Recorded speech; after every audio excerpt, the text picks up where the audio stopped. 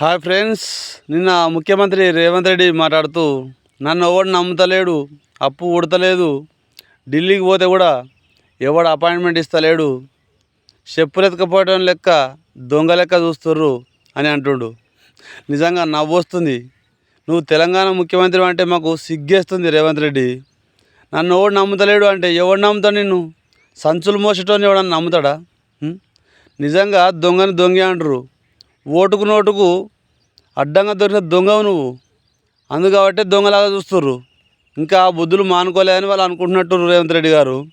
మీరు తెలంగాణ ముఖ్యమంత్రి లెక్క ఆయనకు వాళ్ళకి కనిపిస్తలే అంటుర్రు.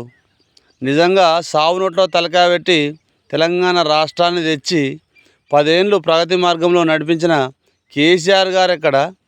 ఇగో ఇవాళ ఏదో అబద్ధపు హామీలు ఇచ్చి అధికారంలోకి వచ్చి ప్రభుత్వాన్ని మేము బాగా నడుపుతాం, మాకు అంత అనుభవం ఉంది, మాది 50 ఏళ్ళ పార్టీ, లొటపీస్ పార్టీ అని చెప్పుక తిరిగారు కదా. మరి ఎటువైపు మీ అనుభవం?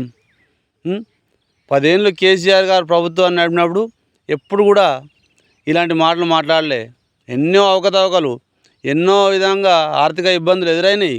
అయినా వాటిని తట్టుకొని రాష్ట్ర ఆదాయాన్ని ముందు తీసుకుపోయి జీడిపిలో కూడా తెలంగాణ ఆదాయాన్ని ఇంత పెంచుకుంటూ పోయారు తప్ప ఎప్పుడు రాష్ట్రాన్ని దివాలా తీసే పరిస్థితికి తేలే.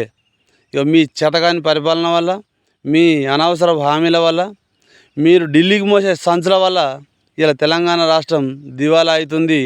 నాతో అయితలేదని కానీ కిందెత్తేసే పరిస్థితి తెచ్చుకుంటున్నావు.